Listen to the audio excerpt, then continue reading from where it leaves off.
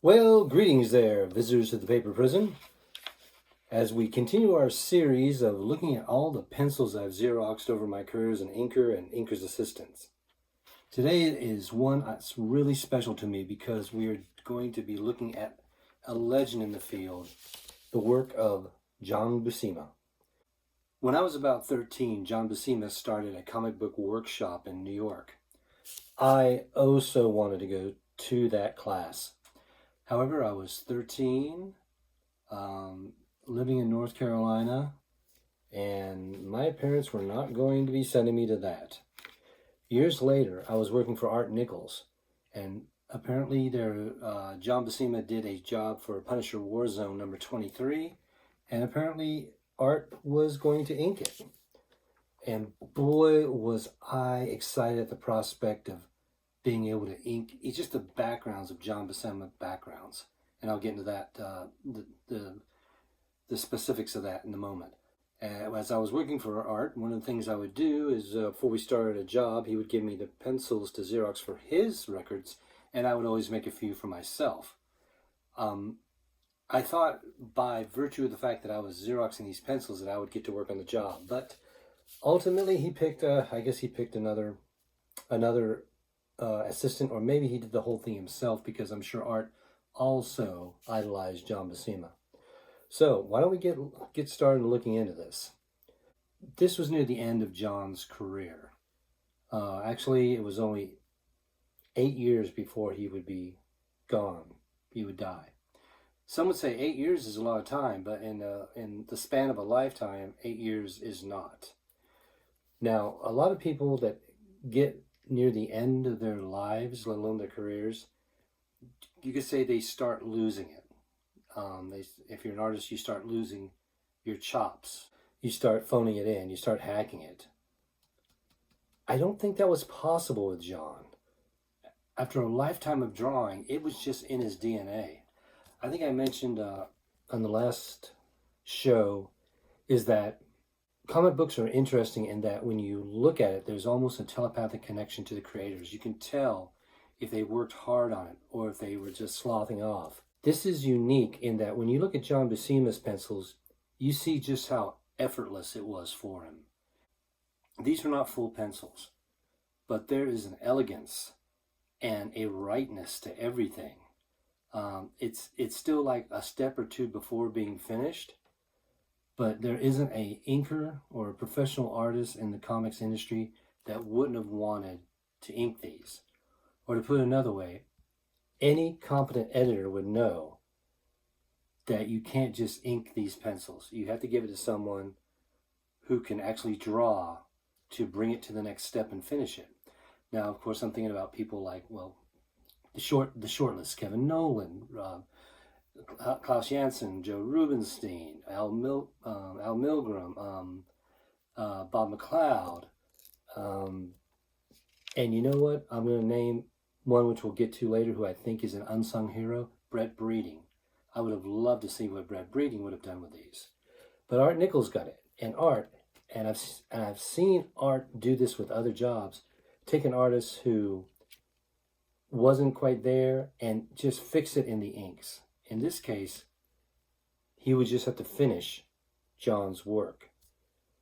And it is still beautiful. Like I said, the effortlessness is there. So let's just dive into it. The storytelling, first off, let's talk about that, is just masterful. There isn't a moment where you're confused what's going on. There isn't a moment where you don't know where you're at.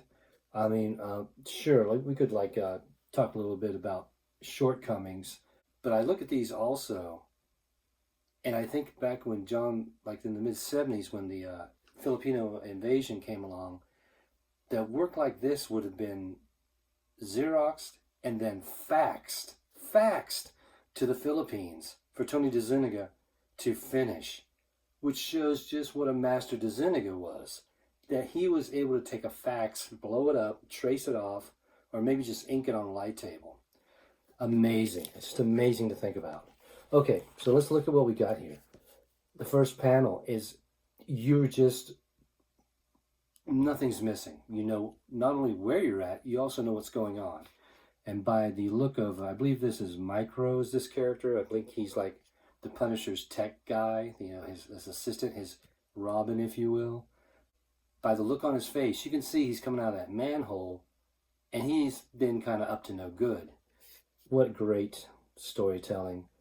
The shorthand that John uses here is just perfect for like the metal, that those guardrails. And now you can look down at where Micro's coming out of, and for a moment there I thought, is there two manholes next to each other? Oh no, that's the manhole cover next to it. Someone like Art Nichols would figure that out and finish it. So we go back to the next panel, and we see Micro's gotten out of the manhole cover. He's getting into the van with probably Punisher. Can't quite tell, but I think it's the Punisher. And whatever little plan they're involved in is about to take off. So third panel, again, a masterstroke of storytelling, is not only we see that the van is taken off from the scene of the crime, but the exhaust leads your eye into the next drawing. Looking at the backgrounds of those buildings, clearly John eyeballed that. I don't think there's any real vanishing points, or maybe there was, again, but Art would have had to fix all that. But also look at the shorthand for that stoplight, which is again what Art might lean into to make the atmospheric perspective that the stuff in the background is in the background, out of focus. He may just ink it by hand, just shorthanded himself. I really should look this up and see how this eventually looked. No panel on the bottom tier, we have Micro hit the detonator, and the next page we have a great, actually masterful explosion coming out of the manhole. That's not quite shorthand. That's really great. And what's really great, especially that lower middle figure, the twist and turn in space, the understanding how to draw anatomy in that pose, that I gotta tell you, the average professional, let alone newbie starter, would not be able to do that. God, it's just all there, and it's all, like I said, it's all effortless, and it's kind of a challenge. Like, are you good enough to ink me? Well, I'm sure Art was, and now I'm thinking I really got to look these up and see how they sent it. Okay, unfortunately, we jump from page 11 to page 17, and we have a melee, just an action scene. We have this character who I think might be Roughhouse from the beginning of the. Well, he looks like Roughhouse from the Wolverine series, except this guy's got a mechanical arm, which is actually a minigun. Back when I thought I'd be inking these, I looked at that minigun and going, oh boy, how am I going to make that consistent? How am I going to make that work? Because you cannot just follow these lines. These lines are wonderful suggestions. And of course, the people in the background, God, those absolutely have to be drawn again in ink. You could say drawn for the first time. You could say they're displaced. But that guy in the foreground on the top tier, boy, he's got just a lot of almost like an animated film energy to it. So the middle panel is our guy with his mechanical arm and minigun at the end. He's blasting away. This is all shorthand. You really can't just ink this. You have to redraw it. And then in the bottom, we have why he's just shooting at that wall, unless he has to blow through it, don't know. But the figure drawing, the movement, the action, it's just masterful, I gotta tell you. I think John might have been either 1 foot in retirement or semi-retired. For him to come back and even do this, I think this is great. Okay, now finally, this third page I Xeroxed. God, look at this character. John always said that he didn't like superheroes, and whether I believe that or not, I'm not certain. But I know he loved drawing real people. He liked drawing, barbarians, gangsters, cowboys, policemen, real things, real people. And I guess whoever was writing Warzone knew to write to his strengths or his desires. But this is just such a real person. And God, see, a lot of people that want to work in comics, all they do is draw guys in leotards and think that's going to do it. John can draw people in suits. His shoes and boots look like real boots.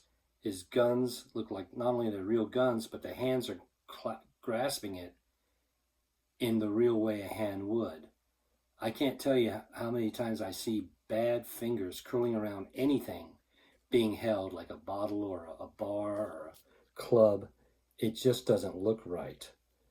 So then we get down to the third panel, a great, just character-filled face that still isn't finished, but there's so much in there. There's so much character, so much information, so much raw material. This is what I should have said. John gives you raw material, and he puts it exactly where it should go, and you got to be the lighting man. John's the cinematographer. He's setting up the scene. You're the inker's the lighting man.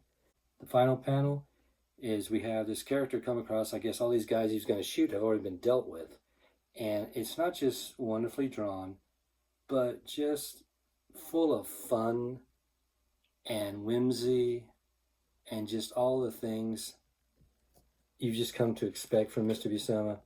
And because he's doing it in this Warzone thing, you're seeing stuff you don't... It's not like seeing him do Avengers again. This is a different flavor. This is something more different on the table.